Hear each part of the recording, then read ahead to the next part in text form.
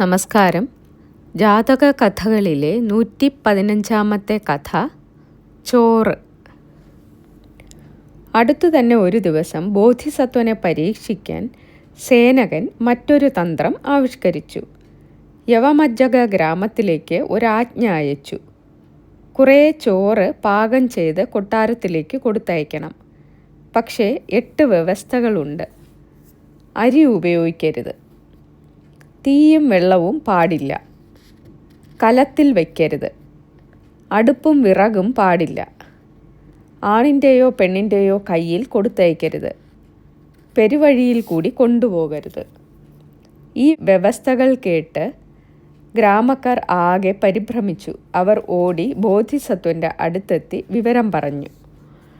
അത് കേട്ടിട്ട് അദ്ദേഹം പറഞ്ഞു, അരി വേണ്ട, പൊടിയരി മതി, വെള്ളം വേണ്ട, മഞ്ഞു മതി, കലത്തിനു പകരം മൺചട്ടി, അടുപ്പിനു പകരം തടിക്കട്ടകൾ വയ്ക്കൂ, തടിക്കഷ്ണങ്ങൾ ഉരച്ച് തീയുണ്ടാക്കൂ, വിറകിനു പകരം കരിയില മതി.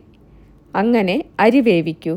എന്നിട്ട് ആണും പെണ്ണുമല്ലാത്ത ഒരുത്തൻ്റെ കയ്യിൽ ഇടവഴികളിൽ കൂടി കൊട്ടാരത്തിലേക്ക് ആ ചോറെത്തിക്കൂ. ഗ്രാമക്കാർ രാജഭടന്മാരുടെ മുമ്പിൽ വെച്ച് ഇങ്ങനെ ചോറുണ്ടാക്കി കൊട്ടാരത്തിൽ എത്തിച്ചു.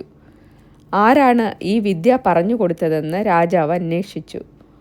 ബോധിസത്വനാണെന്ന് അറിഞ്ഞ് സന്തോഷിച്ചു. നന്ദി.